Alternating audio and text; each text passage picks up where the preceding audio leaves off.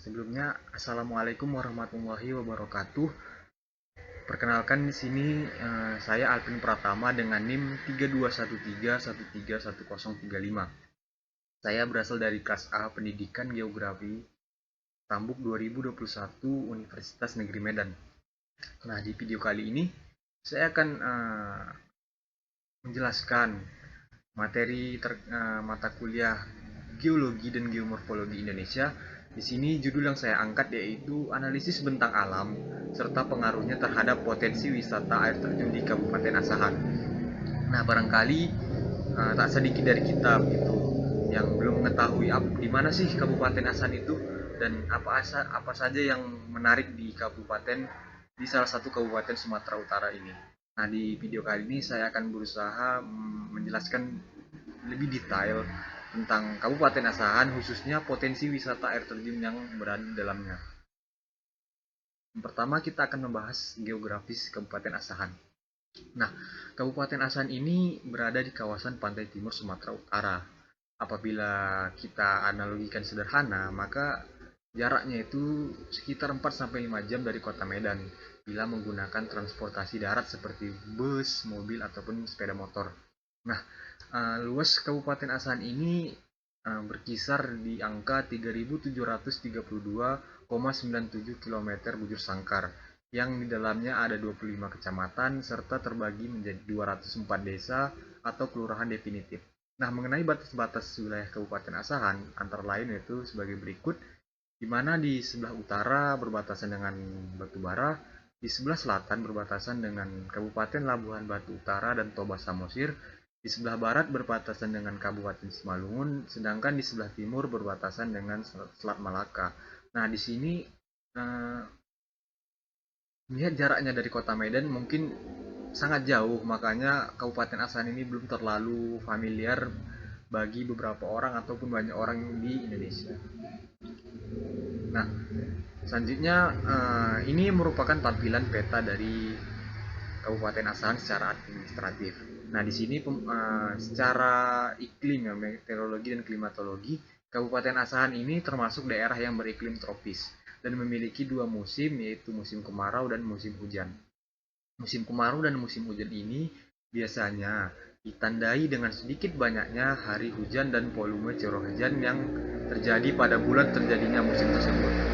Nah, musim kemarau biasanya terjadi pada bulan Juni sampai September, sedangkan musim hujan biasanya terjadi pada bulan November sampai bulan Maret. Sedangkan di antara kedua musim tersebut merupakan musim pancaroba ataupun musim peralihan dari musim hujan ke kemarau, dan begitu juga sebaliknya.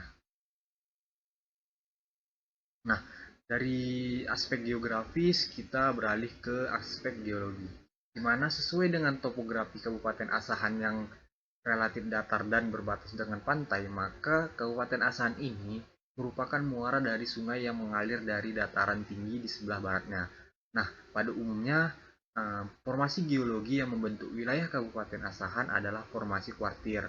Satuan bantuan induk yang menyusun wilayah Kabupaten Asahan adalah satuan batuan tufling farid, satuan batuan alluvium, dan batuan induk gronik diorit.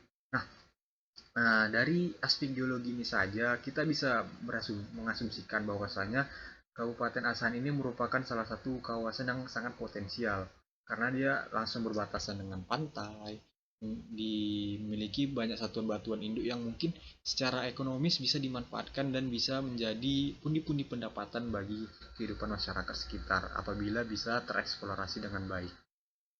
Lanjut. Nah, di sini profil lanjutan dari Kabupaten Asahan. Nah, wilayah pesisir Asahan ini pada umumnya datar dengan kemiringan lereng 0 sampai 1000 meter dari daerah berbukit di sebelah barat daya. Umumnya merupakan wilayah bergunung-gunung dengan kemiringan 3 sampai 8%. Dataran pesisir Asahan merupakan dataran rendah dengan elevasi 0 sampai 200 meter. Pesisir pantai terdapat di timur laut, sementara wilayah barat daya merupakan tempat titik-titik tertingginya, sehingga wilayah tersebut melereng dari barat daya ke timur laut. Wilayah pesisir Asahan merupakan pesisir di laut pedalaman, berbatasan langsung dengan Selat Malaka.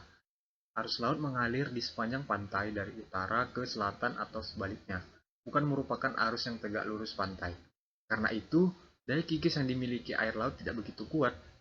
Sementara bentuk dataran yang sangat landai dan sungai-sungai tua yang lebar menunjukkan bahwasannya wilayah asahan ini sangat dipengaruhi oleh pengikisan dan pengendapan aliran sungai dibanding arus laut. Nah, jadi dari pembahasan di sini kita bisa menyimpulkan bahwa wilayah pesisir di asahan ini lebih cenderung dipengaruhi oleh aliran sungai seperti Sungai Asahan, Sigura-gura dibandingkan arus laut yang berada di Selat Malaka dan sekitarnya.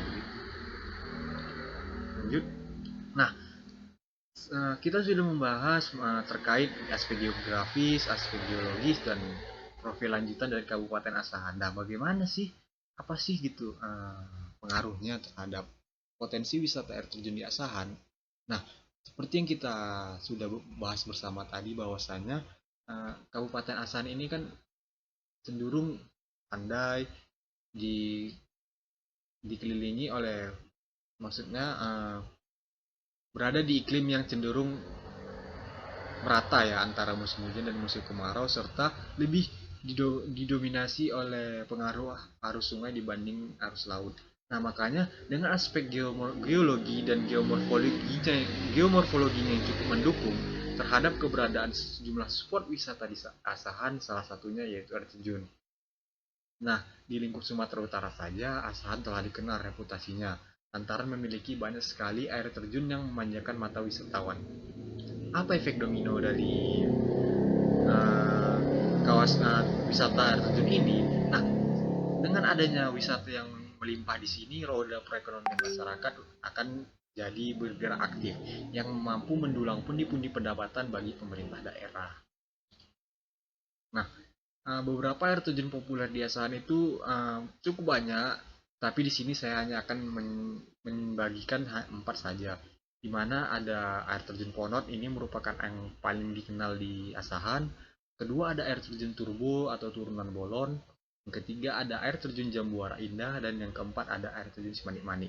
Nah, dari keempat air terjun ini saya akan mencoba menggali dua pembahasan terkait air terjun Ponot dan juga Simanik-Manik. Yang pertama, air terjun Ponot.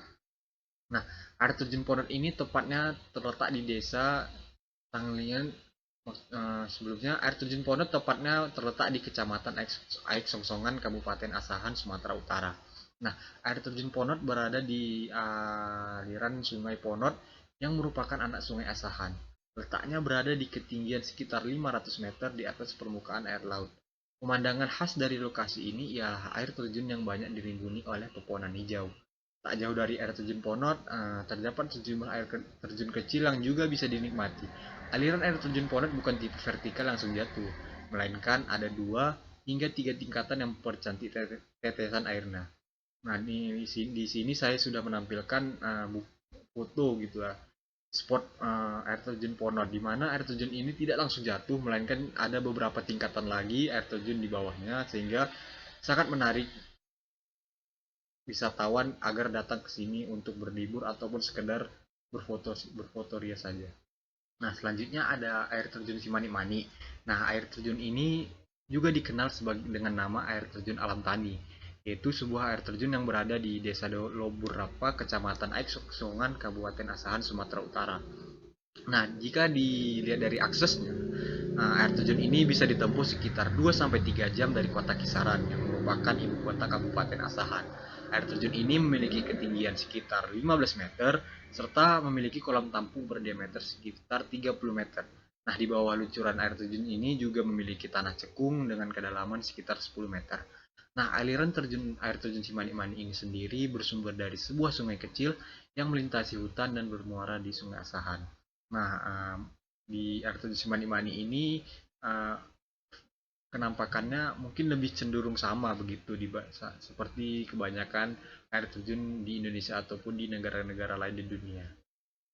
Nah, kita sudah membahas panjang lebar nih mengenai aspek geografis, geologis, faktor lanjutan, keterkaitan geologi, geomorfologi terhadap potensi wisata air terjun, serta beberapa air terjun populer yang ada di Asahan. Maka kita dapat menarik kesimpulan bahwasanya Kabupaten Asahan ini memang tak setenar kabupaten ataupun kota di Sumatera Utara lainnya. Akan tetapi, Asahan menawarkan beragam destinasi wisata yang mampu memikat hati para wisatawan. Salah satunya yaitu wisata air terjun. Keindahan air terjun yang berada di Asahan ini turut dipengaruhi dan didukung oleh aspek geomorfologi dan geologinya yang berlokasi di kawasan pesisir. Nah, uh, mungkin mungkin sampai sini saja pembahasan dari saya terkait pengaruh bentang alam serta berbagai wisata air terjun yang ada di kawasan Kabupaten Asahan. Semoga dapat bermanfaat bagi kita semua, dan saya juga menyadari bahwasanya di video ini masih ada kesalahan baik dari penyampaian materi ataupun juga penjelasan kata-kata yang sulit untuk dicerna. Saya mohon maaf yang sebesar-besarnya. Sampai jumpa di video selanjutnya dan terima kasih.